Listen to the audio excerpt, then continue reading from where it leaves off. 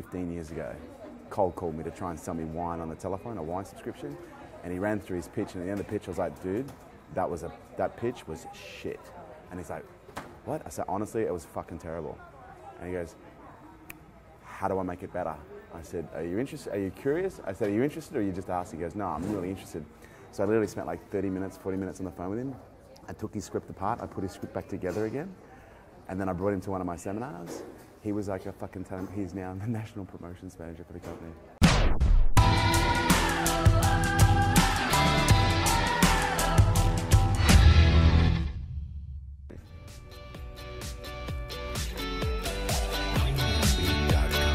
I don't know, I want to work with you on your questions, like on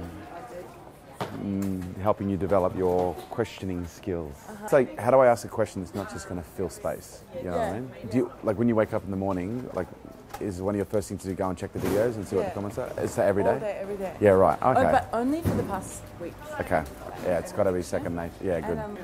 Thank you for the child focus that you've gone to lately. Oh, you're so welcome. Yeah, What's your name? I've enjoyed it. My name's Mel. Mel, good to meet you. Yeah, you've enjoyed it? Yeah, that's my card. Thank you. Oh, you're in parenting. Yeah. Yeah, so right. So you would love that parenting video. Yeah. So, yeah, good stuff. Thank you so much.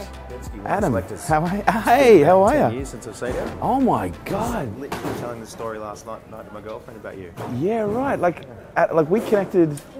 Are you still with wine selectors? Yeah, I run the national shows now. You are absolutely kidding. Dude, you're like a man now. How long's it been? I literally told the story last night to the girl saying literally everything that I've got is because of you. When I called you that day and you just paid me out over the phone, I'm like, what am I doing wrong? Oh my God. Yeah. Cold called me 15 years ago. Cold called me to try and sell me wine on the telephone, a wine subscription. And he ran through his pitch, and at the end of the pitch I was like, dude, that pitch was shit. And he's like, what? I said, honestly, it was fucking terrible. And he goes, how do I make it better? I said, are you interested? Are you curious? I said, are you interested or are you just asking? He goes, no, I'm really interested. So I literally spent like 30 minutes, 40 minutes on the phone with him. I took his script apart, I put his script back together again, and then I brought him to one of my seminars. He was like a fucking talent. He's now the national promotions manager for the company. It's sick. Absolutely sick. Till next time, man. Talk soon. I can't wait. Cheers. Sick.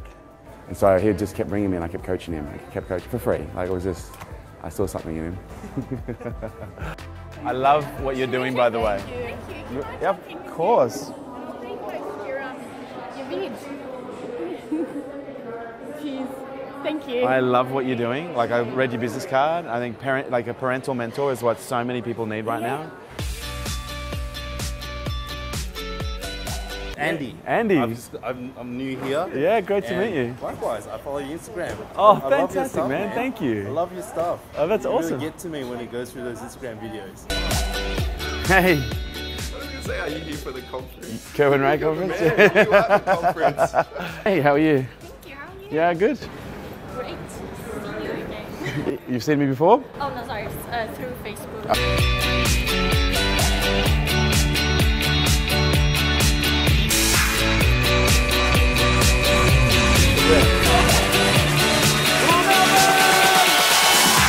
Okay, let me explain to you how wealth is created. And please don't take this the wrong way. Business is the #1 wealth creation vehicle, the #1 wealth creation asset in the history of the fucking world. Business. Because it is the only asset on the planet that has what's called a variable value proposition. Meaning, if you buy a property, you can only ever increase the value of that property based on what the market is willing to pay. Does this make sense? A business has exponential value because a business's value is determined by its cash flow, not the market. And the more cash flow you can produce in the business, the more valuable that business becomes. Hear this. The wealthiest people in this country have not made their money through property. The wealthiest people in this country park their money in property once they've made it in their business. Property is not a wealth creation strategy, it's a bank account. Does this make sense? They don't put their money in the fucking bank because they get maybe 4%. They put their money in property because they get 5, 6, 7, 8%. Okay, they get double the return of the bank. But what they don't do is they don't invest in property at the compromise and the impact of their business. Your business is the thing that produces the cash.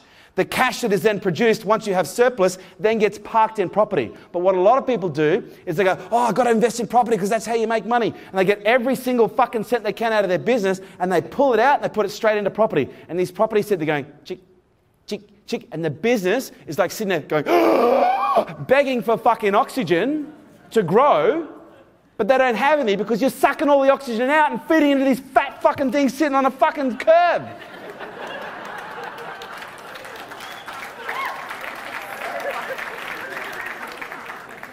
That's the truth.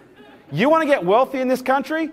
Fucking invest in your business. Put the money into your business. That's how money is made. That's how real money is made.